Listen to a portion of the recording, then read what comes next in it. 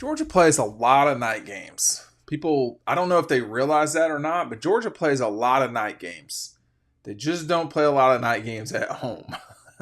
So in the last 2 years, so 30 games total, of which the vast majority of those 30 were not in Athens, Georgia only played one home game at night, and that was the South Carolina game in 2021.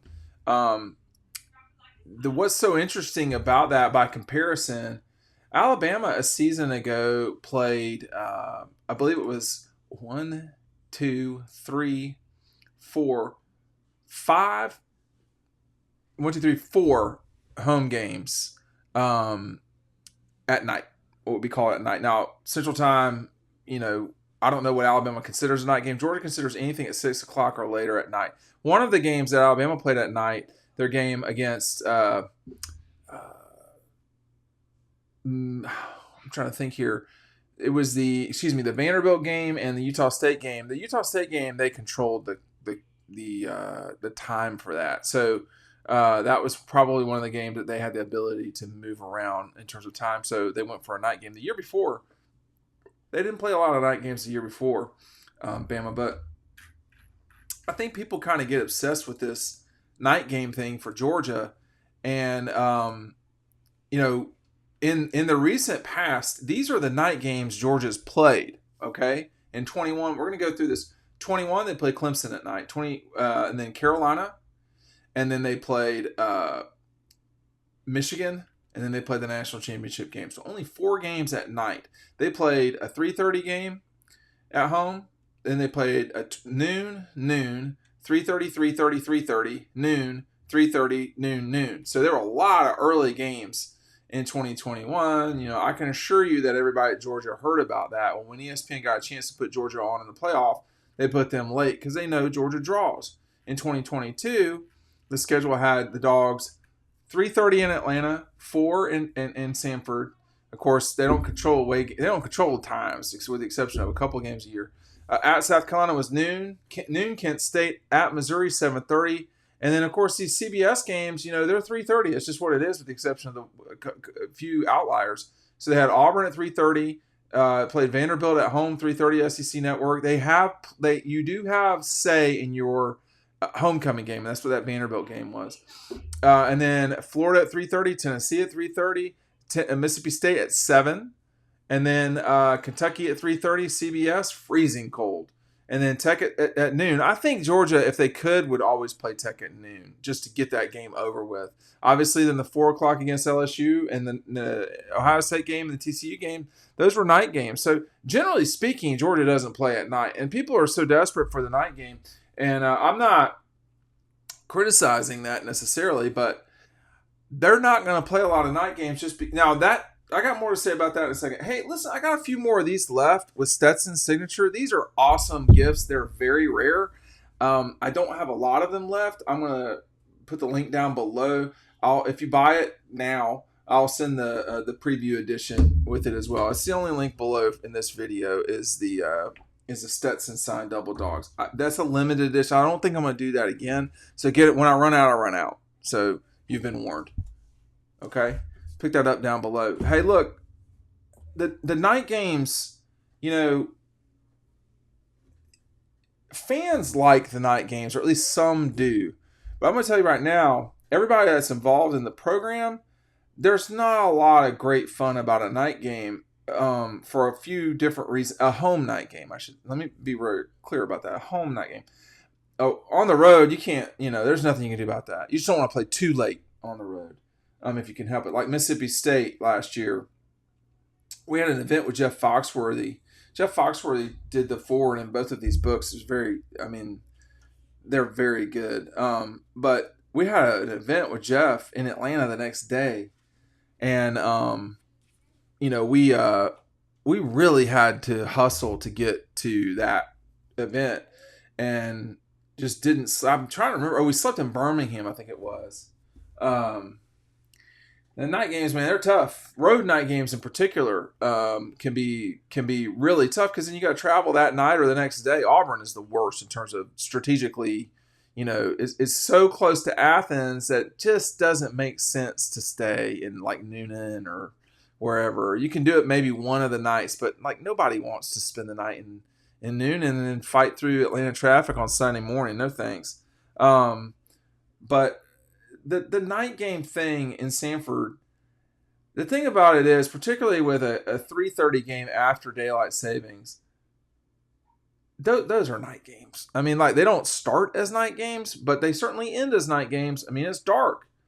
Florida, that's not a night game, no. But the majesty of that game, easy enough for me to say, where the sun sets over the river, and there's just something so.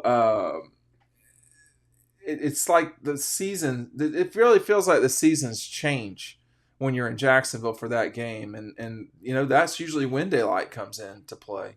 But night games at Georgia are great. They're electric. Georgia rarely loses them, but they also rarely play them. And the traditional kickoff time at Georgia has been 1:00, like years gone by before TV controlled everything. And now everybody's gotten kind of used to a 3:30 kick for big games.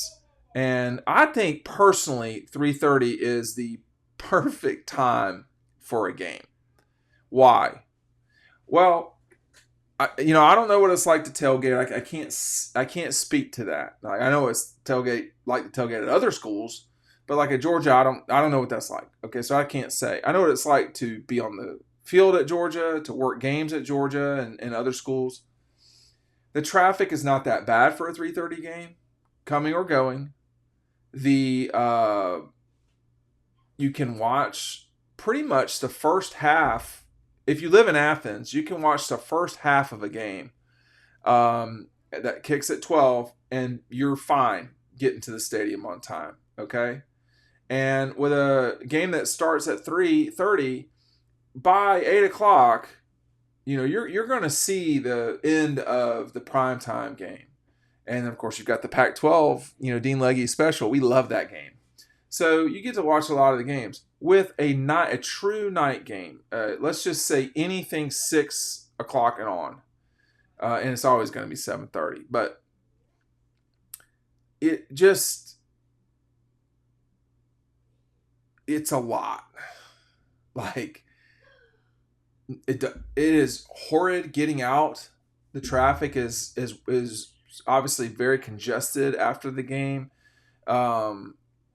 Downtown is a zoo after night games. Before night games, downtown is always a zoo, but it's worse with night games, it seems like. And I think 3:30 has found a particularly sweet spot for fans. For broadcasters, Georgia's going to play more night games, just period. And I think, Georgia, Florida might get saved from that, but everything else is going to get, if it is the premier game of the week, like, let me just go through Georgia's 22 schedule. The Oregon game was not the premier game that day. I can't remember who played that night. Oh, Ohio State, Notre Dame. So there you go. That was the ABC night game. Like, Georgia, I mean, it very well may be that in the future, Georgia Auburn is always at night. Just what it is. It may be that more often than not, if Georgia and Tennessee play, that's going to be at night. Georgia Texas, Georgia Alabama, Georgia LSU. Anything where the other team is a marquee opponent, anything where, like these CBS games. So there are a lot of games that Georgia played on CBS where the other team wasn't ranked, but that was the best that the league had to offer in that moment. So that would mean, if I'm redoing this schedule right here for Disney controlling everything, I'll tell you what it would be. Oregon, that would not have changed. Sanford, that would not have changed. South Carolina, Georgia would have been at 3:30 on ABC, period. It just would have been. It might have been at night. Kent State, that wouldn't have changed. It might have been, it might have been at 3:30, but Georgia controlled that game. You want to complain to Kirby and them. That game was a Georgia-controlled game, SEC Plus. It's a digital game. Georgia controls everything about that. Someone can correct me if I'm wrong, by the way. Y'all got my number. At Missouri, I don't think that would have changed. Auburn would have been at night. I mean, I don't know who else played on October 8th, but that game would have probably been at night. Georgia, Florida, I think that's the one. Let me get back to Georgia, Florida. Georgia, Tennessee, that would have been at night. Mississippi State, Georgia, that was at night. Kentucky, Georgia, that would have been at night. Tech, no. I think we're going to see the SEC championship move to prime time and just go straight up head to head with the Big Ten.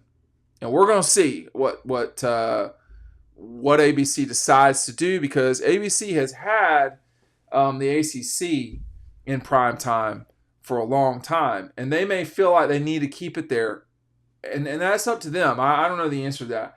With Georgia, Florida, when you talk to people from the league on background, they will tell you that, like Georgia, Florida, games like that, where the schools have tried once to do a night game and it was a total disaster, the schools will have some input from time to time. I think Georgia, Florida is one of those games where they just don't want it at night. Jacksonville doesn't want it at night. Nobody wants it at night. And Disney will probably be okay with that. It's not a guarantee, though.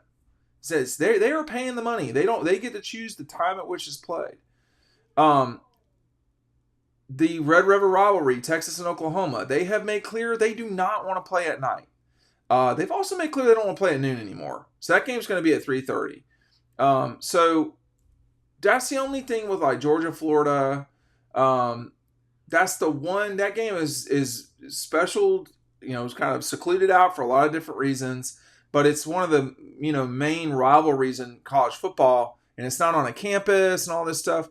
But I think Georgia does not want it at night. Florida does not want it at night.